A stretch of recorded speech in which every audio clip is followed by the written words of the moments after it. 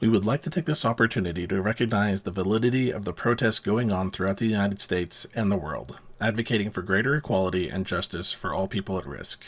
We want to affirm that love is love, that Black Lives Matter, and trans rights are human rights. If I might, I will leave you with a poem. Something is terribly wrong if the pain, sorrow, and outrage of a people makes you more uncomfortable than murder itself. By Rupi Kaur. And now, on with the show. Warning. Fortune and Strife features subjects which can be uncomfortable for a general audience, such as the use of drugs and alcohol, poor treatment of people of different classes or cultures, adult situations, psychological trauma, and violence. Listener discretion advised. Welcome to Fortune and Strife. I'm Robert, or Bayushi Shinichi, and I'll be your host and narrator. I am Jeanne, and I am playing Doji Gen. I am Tyler, and I am playing Akoto Richi. I'm Tiff, and I'm playing Kuni Yui. I am Paul, and I'm playing Shoshiro Bisho.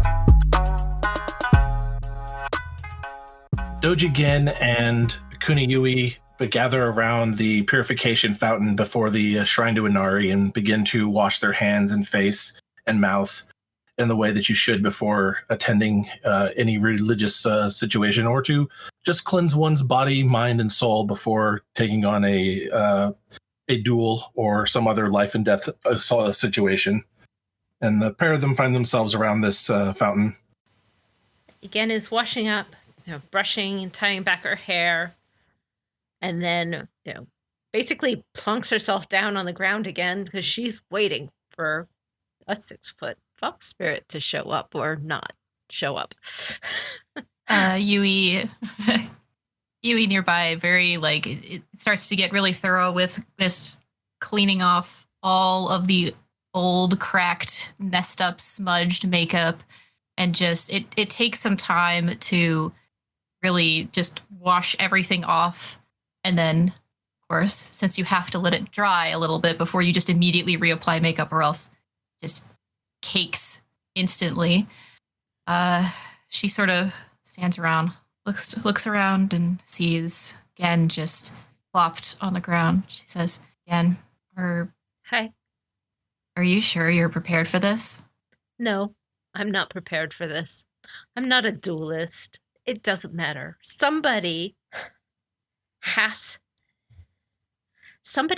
to stand up and say it's not right. The fortunes just can't take the people that we love just because they feel like it. At least not without somebody saying something about it. Not without somebody standing up for it.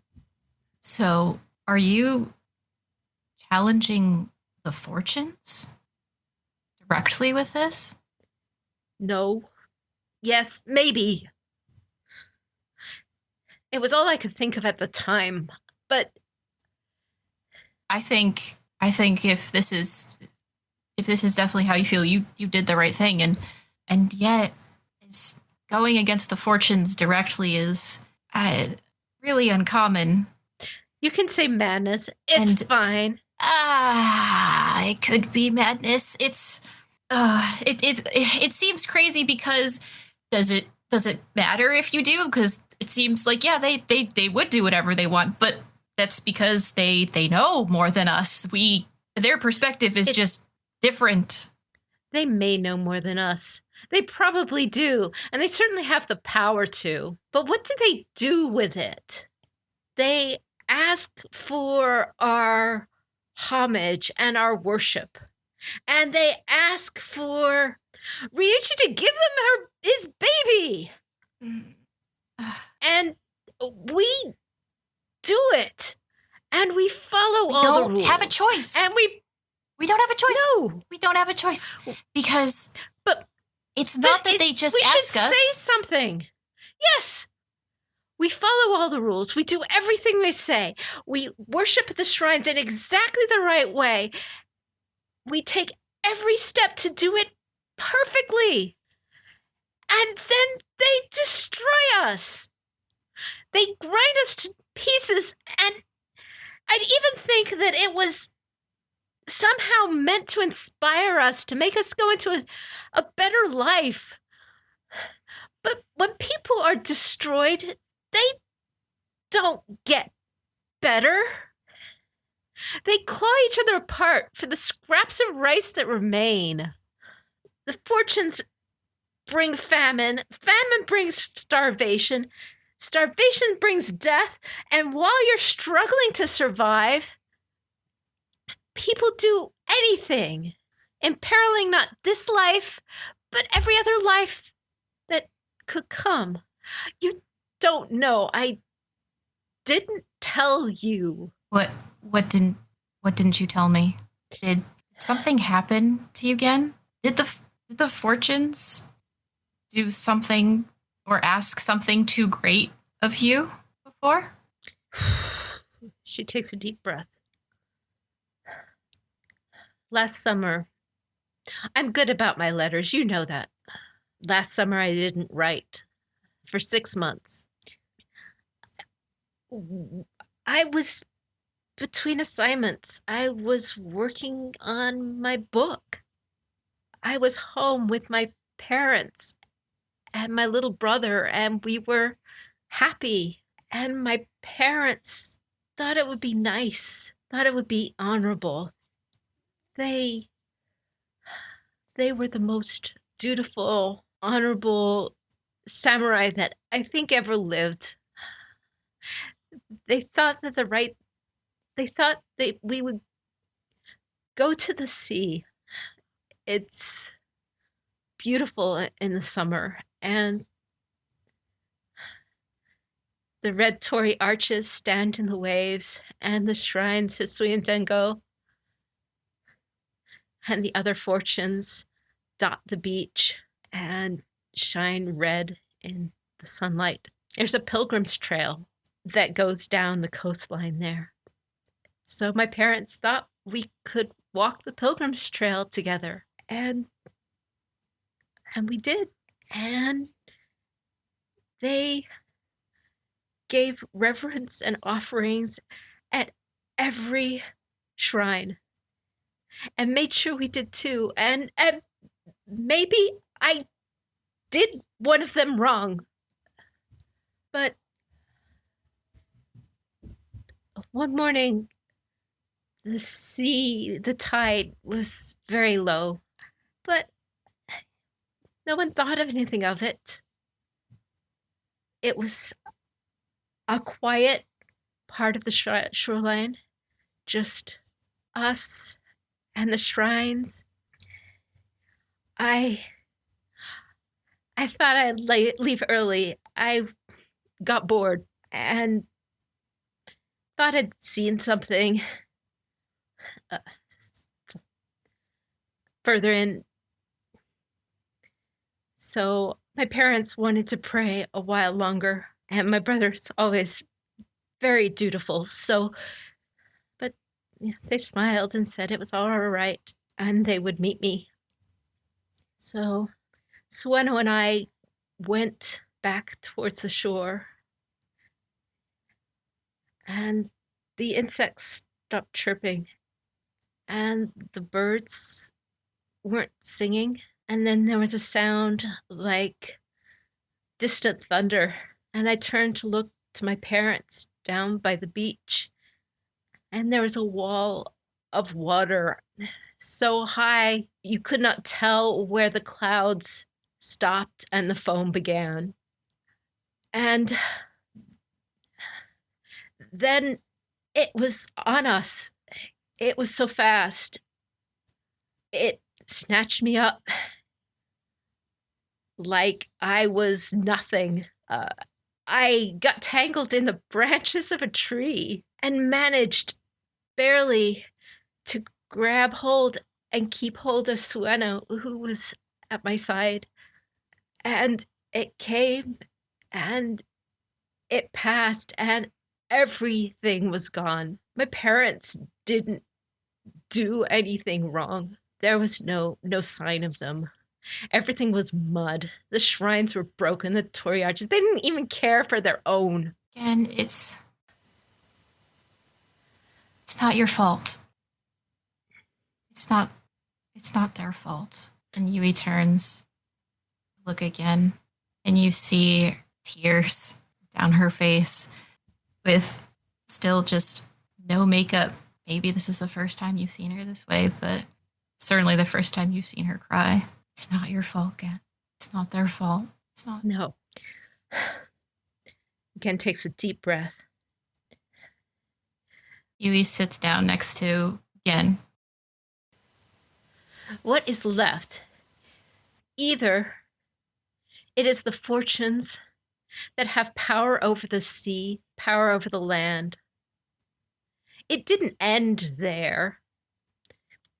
Either the fortunes have the power over those things, or they don't.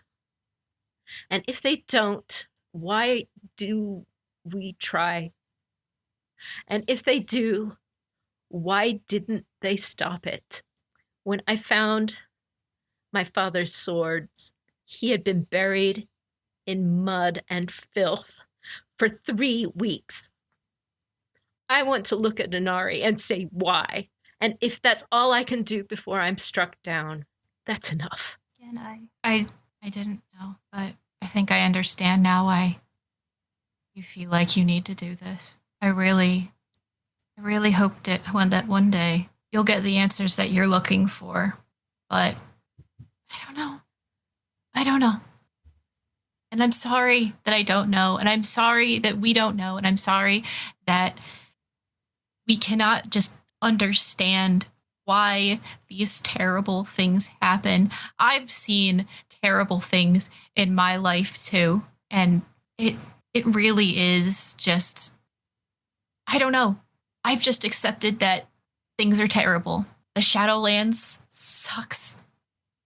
And anywhere it stretches into sucks. There are forces of great power, great evil, great good. And I have no idea where they stand on anything, because it's not my job to know. It's my job to solve what I can. I'm sorry. I should not have put the burden of my... No. Thank you for telling me. Thank you for trusting me. And you do what you need to do. You have my support. Thank you. And with that, she pulls her hands together, take a deep breath, turns her palms over to face the ground, and breathes it all out, pushes it all out. Yui sort of solemnly wipes tears from her face. Yeah.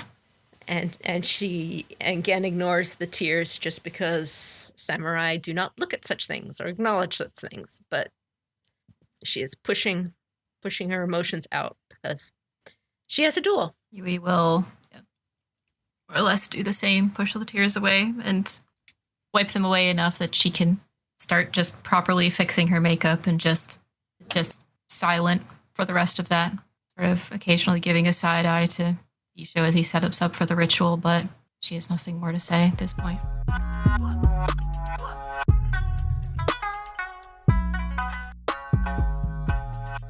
All right, and with that, I think we will move over to Bisho, who is setting up a commune with spirits to see if they can reach out to Inari while they're having their conversation. Sure. I will definitely have to roll with that one.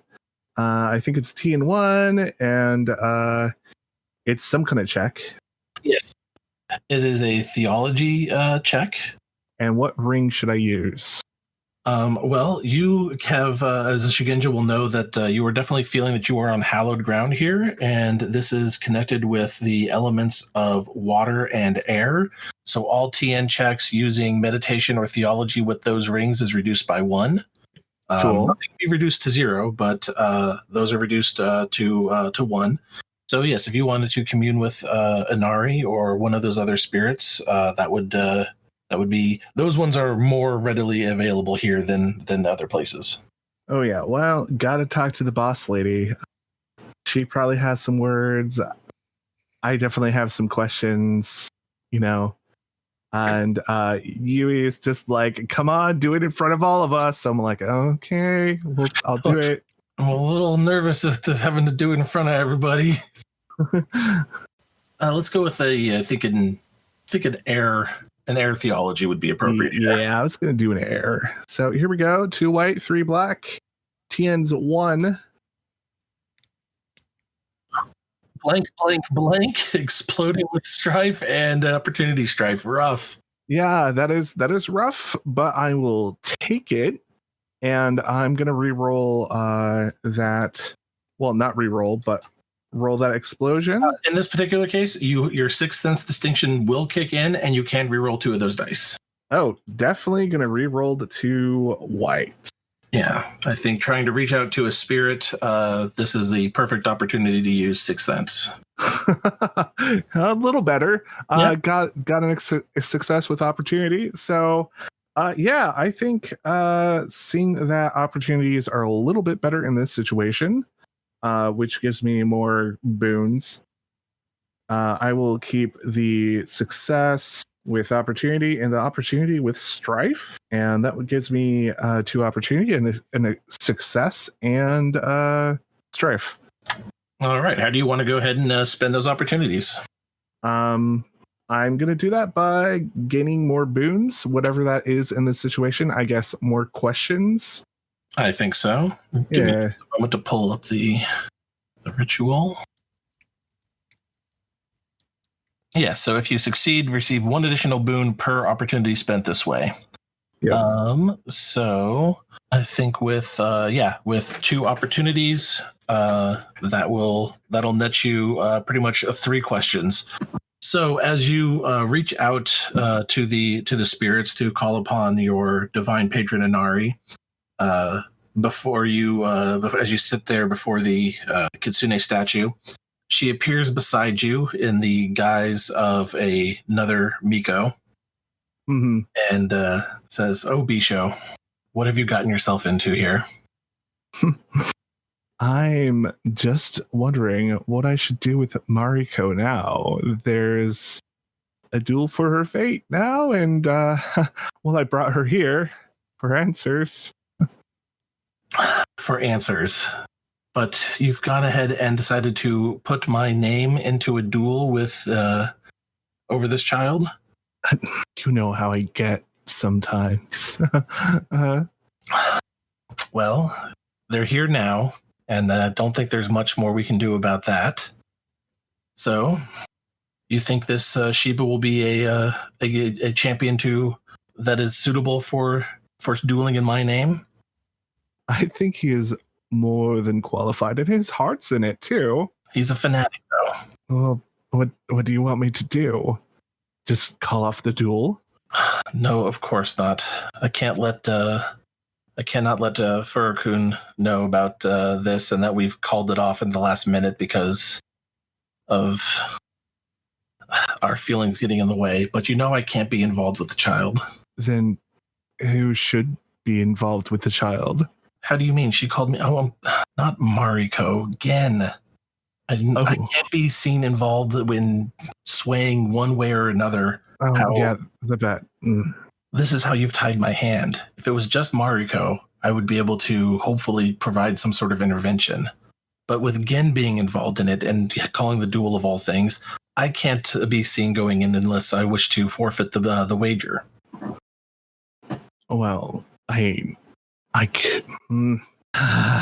it just a whole bunch of uncomfortable thinking noises. So as much as I would like to help out your friend, I cannot. By the way, I think that was 3 questions. So I was only considering it maybe 2. If you have one other question you would like to have a more pertinent answer to, she will give you one. Okay. Okami Inari-sama, what should I do from here? Did I even do the right thing? You didn't do the wrong thing. Let's put it that way. I think that your actions spurred on the others to leave that village. And if anything, somehow have so far saved it from being put to the flame or to the sword so far. But bringing the child here to my shrine of all places, and again, Mariko is fine, and for now I can provide her some level of spiritual protection while she is here. Hopefully keep anyone from the Phoenix trying to track the Void Kami that follow in her wake. I shall do my best to distract them and keep them running in circles. But in the meantime, you need to look after your friends, especially Jeanne. She's fragile right now. As for what to do next, I don't know if I can give you a very specific answer, but I think you need to find some place and seek answers to questions you've already asked, questions that you were exploring in the village with the old nursemaids and the the midwives. I think I see. Just do your best not to be distracted with things like duels and other such errands. It's all for Mariko right now. Mariko is both, I think, the question and the answer to what you're seeking, and her protection lies in finding out the answers to those questions. Okay. Thank you. Of course. And again, I'll do what I can to keep her pursuers chasing themselves as long as I can until they figure out what might be causing it. You might have another day or two at most, so make the best use of it that you can. I will go to who I trust. And with that, the Inari in the form of Amiko kneels down and picks up a bucket of water and wanders back behind the shrine and is gone before anyone else really noticed she was there, as if she was there at all.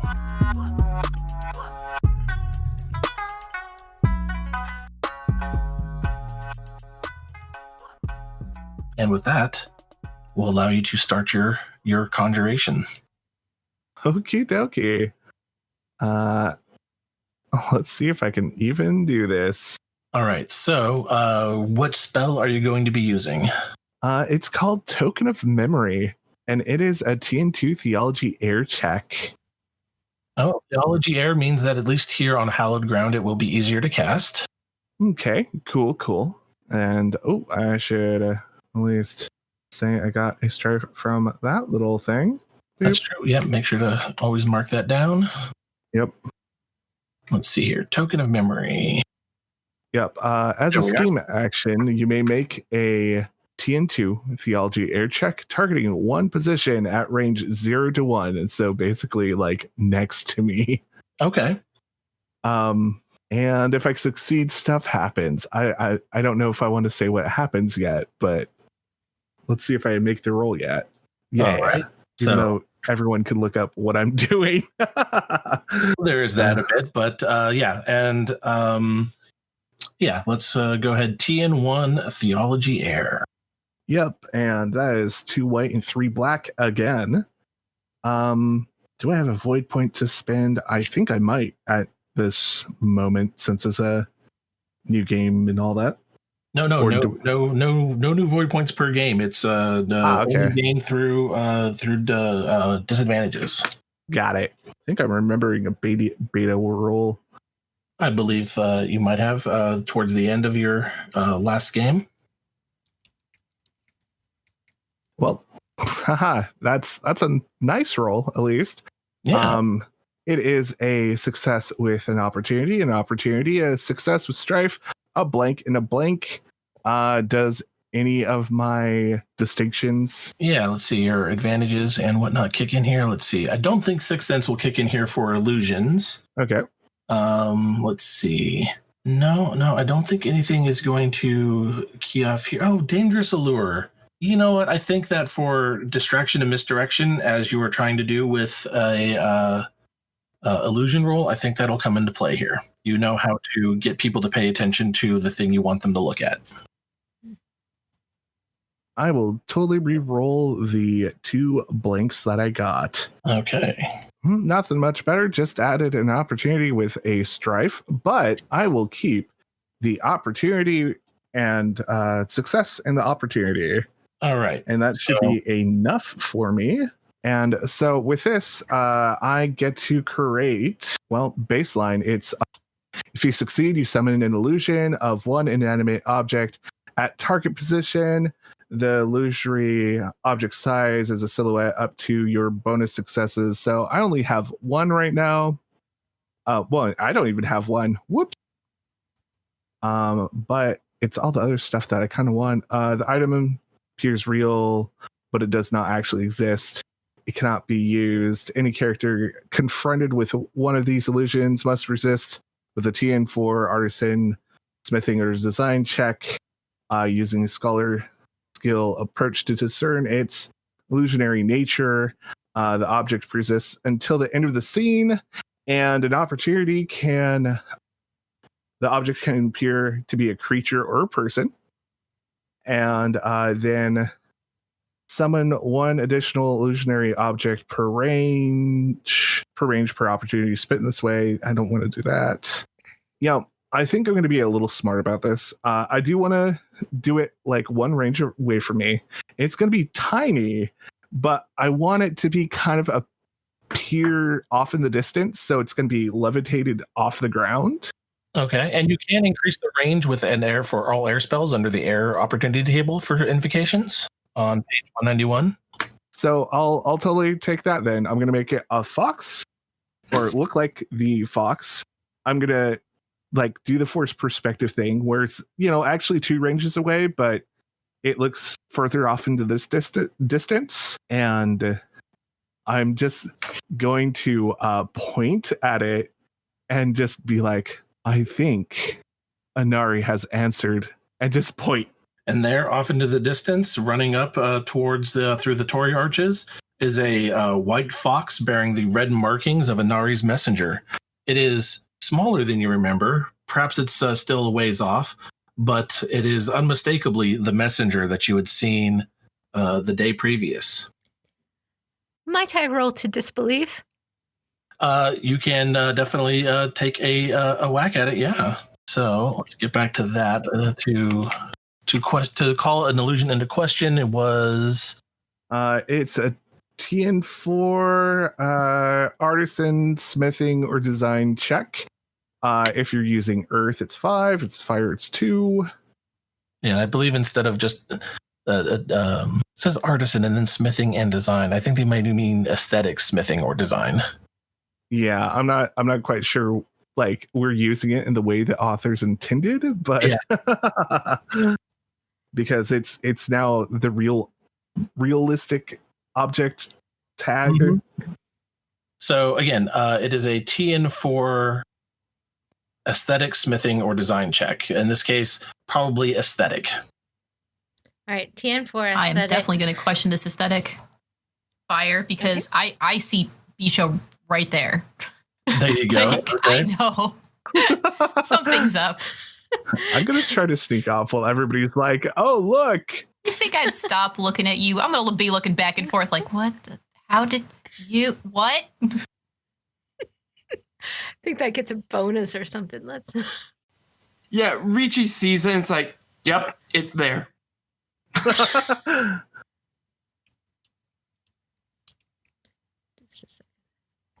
Ricci's right. like, it's almost noon. He was supposed to be here. Here he is, as the god said he would. All right. You did say a TN of 2 if it was fire. TN 2 of fire. That's important because I have no skill in aesthetics, so I'm just going off my gut instincts here. And my gut fire instincts say that I have an explosive strife, an opportunity strife, and an explosive strife. And I'm just going to keep those explosive strifes, see where that takes me. That's already enough, but maybe just opportunities to not take the strife from it.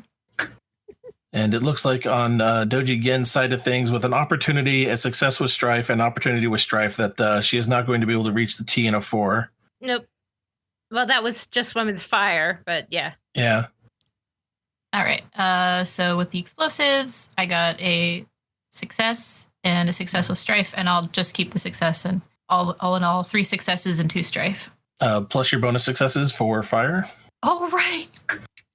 So you have a total of 5 successes. I have many successes. You have many success. You see through Bisho's bullshit.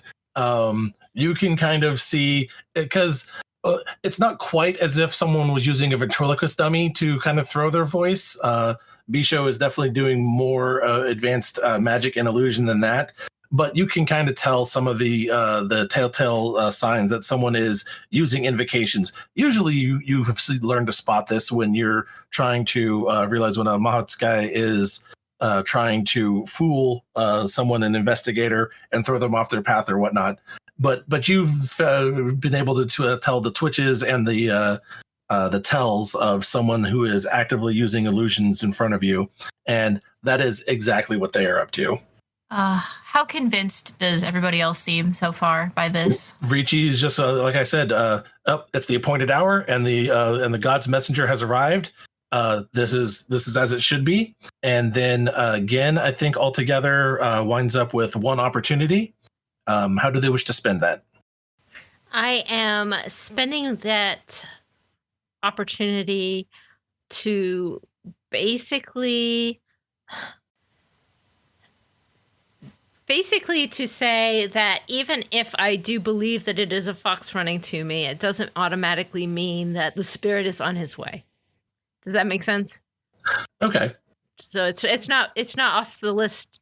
I'm not saying I disbelieve it. I believe that there is a fox running towards me. Mm-hmm. But that doesn't mean that I'm like, oh, look, Anaria is common and everything is lovely. No, I wasn't like that when he first showed up. So I'm just doing that to convey my skepticism. Not that there's a fox running towards me, but just that, that doesn't mean that this is like huge, magical, awesome. Yeah, this is not a visitation of the forces of the fortunes.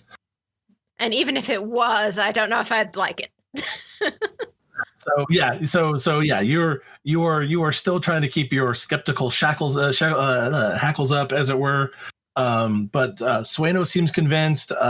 Ricci seems convinced, and the shrine keepers and the Miko you hear start to kind of gasp and prostrate themselves in the doorway to the shrine as the fox makes its way up to the Entori gate of the sundial. So I've got a sort of a tough question.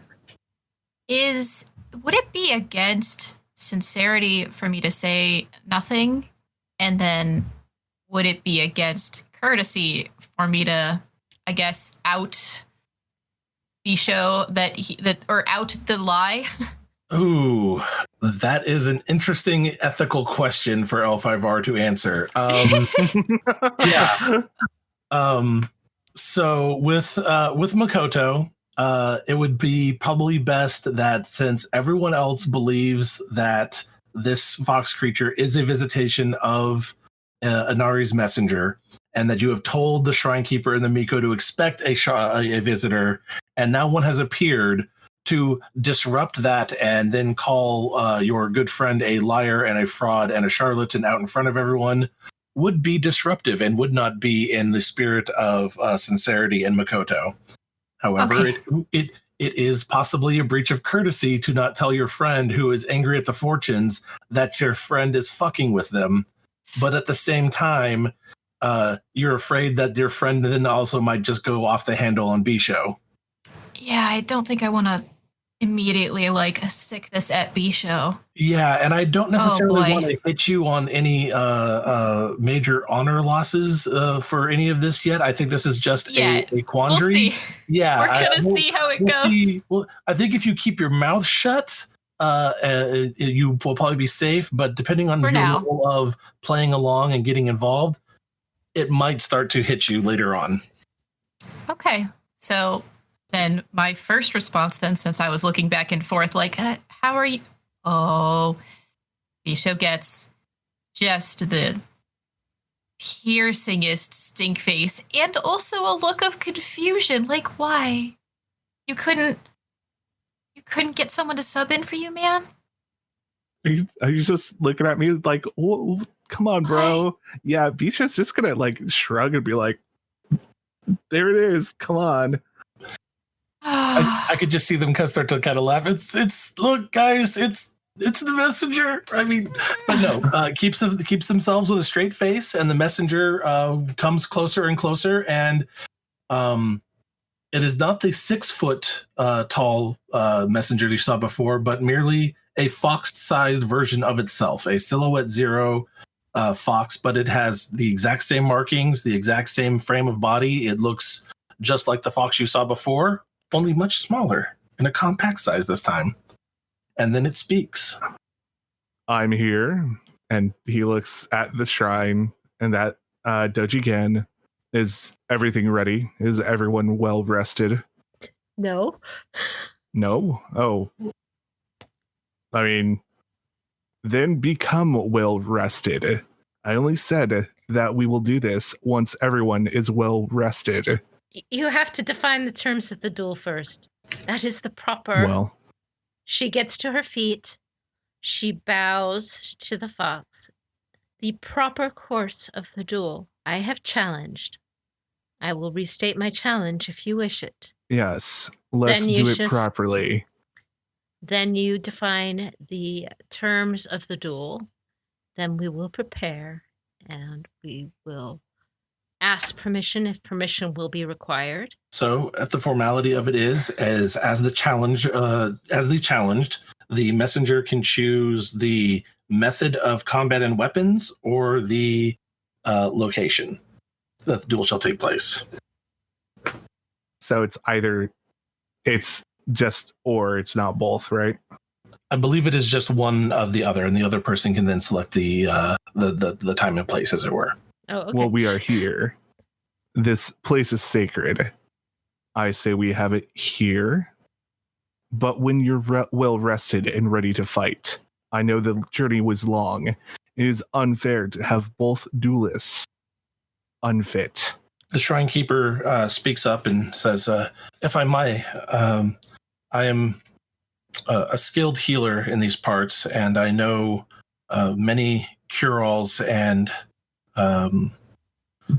mixtures that I might prepare to hopefully re-energize the two of them and both give them rest and energy for a duel, either later tonight or tomorrow, as you would if you wish. Yes, that is one reason why we came here. You are known, and Inari smiles upon thee. And he kind of lets his chest puff out in a bit of pride at that. Now I have said the place of the duel. I understand the rest we agree upon. I don't know how these mortal things work. So at this, again, you can state the style of competition and the weapons to be used. Except this is so... I mean, I could pick something that Gen would just be really good at and toast him.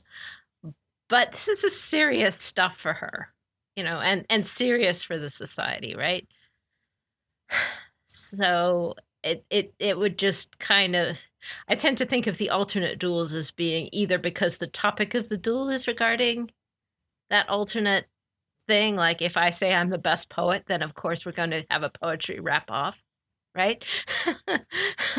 But it's not that kind of a duel. And sincerity is Gen's overriding virtue. When she says something, she means it, right? That's her. She is a paragon of sincerity. She is willing to put her life on the line over what she says. So now I don't think a duel to the death is required. That's not right here. Sure, but I think at this point, yeah, if you go ahead and you stick to it, and you will call for an Aijitsu challenge, and that to First Blood would probably be serious enough, but also proper enough without having to put one's life, either yours or Seiji's, on the line. Okay. All right. I'll do that. I'm gonna say we'll go First Blood.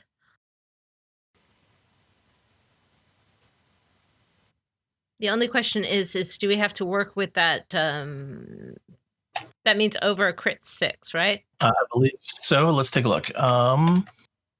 To First Blood is severity 5, crit or higher.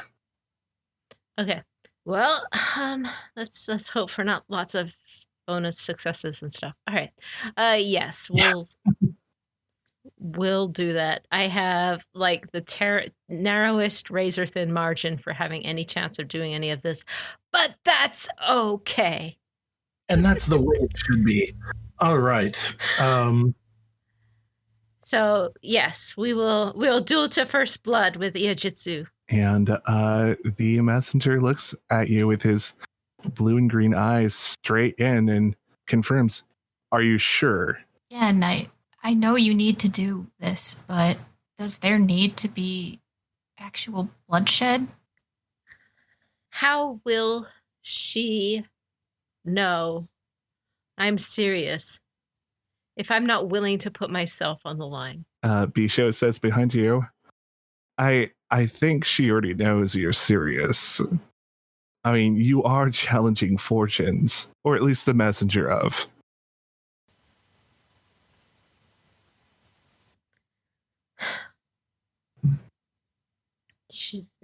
She takes a deep breath. No.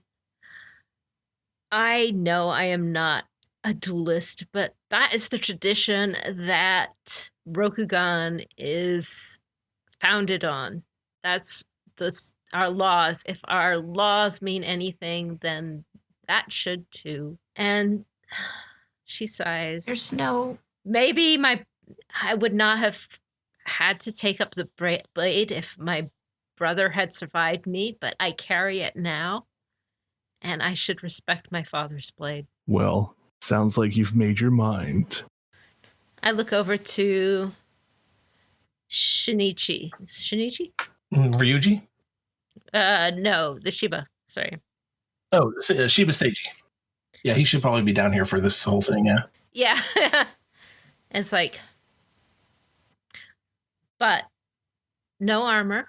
He says, of course. You are the trained swordsman, yes? I'm a trained swordsman. I would fight this as any other Aiajutsu duel. I will come, ready and prepared for death. But I do not seek to kill you in this, only to prove that the child belongs with Inari.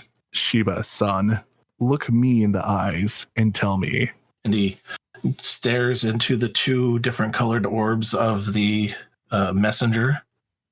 I swear this, that I fight as a champion for the fortunes and not for the Elemental Council on orders of anyone else. I do this in full conviction of my faith. Good. Yeah, he goes ahead at this moment and he will stake 15 honor that he is here to not take a life, but to merely prove the rightness of the fortunes and that the child belongs there. It seems we have our terms. So, I want everyone well rested. I suppose dawn should be good. The Shiba bows and nods his head. I will be ready at dawn. Mm-hmm. And bows also. And just sighs a little. I will return at dawn. And turns around and starts. And the fox very quickly, makes its way down the Sando to the other end of the Torii Gates, a series of arches, and is gone, dissipates over the horizon. And Seiji stands back up and says, "I meant what I said. Now, if you'll excuse me, I will go and prepare a poem just in case the fortunes do not favor me in this duel tomorrow." He finds a space in the shrine to sit and compose himself and compose a letter. And he starts to remove his armor and set about also sharpening his blade and checking on it and just kind of going over his instruments of the duel. Well, that was dramatic. Yeah, it sure was. Are you sure this is something you want to do again?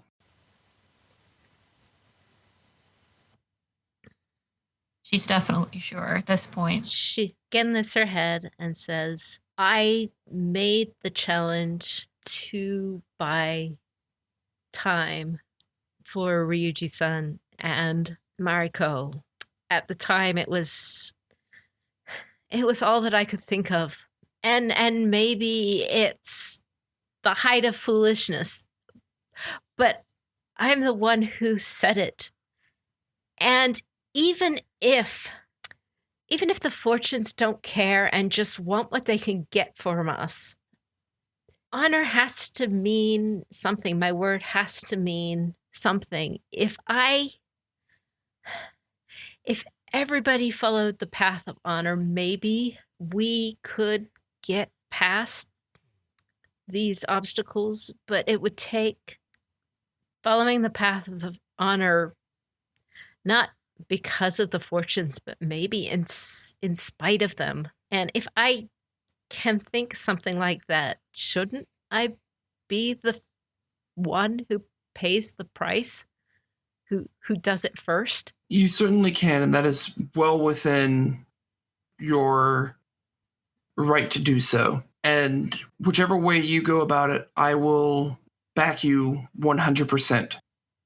Just know that I also have had some training with the Aiajutsu style, and if you wish another to stand in, I am willing to put my blade for you. But at the same time, I know how much this means to you, and I do not wish to stand in your way of that. Thank you, Richie. But it is I who carry my father's blades. I cannot really, in good faith, ask another to champion for me. Not in this. Maybe if it was for my duties for my clan, for some other role, but this is not for this. I just Ryuji, and he does turn to Ryuji now. Ryuji-san, please just forgive me if I fail. That there is nothing to forgive. If you fail, it is merely the fortune's will. But I believe in you, and I truly hope that you come out ahead on this confrontation tomorrow. I cannot bear to lose my daughter, not after everything I've been through. I won't allow the fortunes to take her and Kaguya before this is. It would be too much. So please do whatever you can to win. And his composure, while he was sounding confident at the beginning, is definitely starting to waver and break. I'm sorry. Don't say you're sorry yet. You still have a duel to win tomorrow. You have to set your mind to it, to the task at hand. With that, Gen takes a step back from everybody, bows to them all deeply, and then walks away. Just walks off by herself. I'm Robert, or Bayushi Shinichi, your host and narrator. Thank you once again for listening. Remember to catch new episodes every Monday, and if you want to catch them early or are looking for more bonus content, please consider becoming a supporting member of the Patreon at patreon.com/CourtGames. To reach out to us, email the show at fortuneandstrife@gmail.com. I'm Tiff, and I played Kuniyui. You can also find us on the web at courtgamespod.com, Facebook and Instagram under Fortune and Strife, and Twitter at L5RFNS. I am Tyler, and I've been playing Akoto Richie. You can find me on Twitter or on Twitch as Churcher Games. I'm Paul, and I was playing Shishura Bisho. If you want to follow my other projects, I am the GM of 2 LGBT+ podcasts, Tales of Swordfall at Swordfall D&D for D&D 5e, and Gates of Orchid and Iris at GOIL5R for L5R 5e. This was Jeanne, aka Kakita Kaori, and also known as, at least today, Doji Gen. If you like, you can also find me on the CourtGames RPG podcast, at the Winter Garden of the Kakita website, or check out The Table Is Yours for fiction readings of the FFG stories. This has been Fortune and Strife, a Court Games production in association with the Rokugani Historical Society.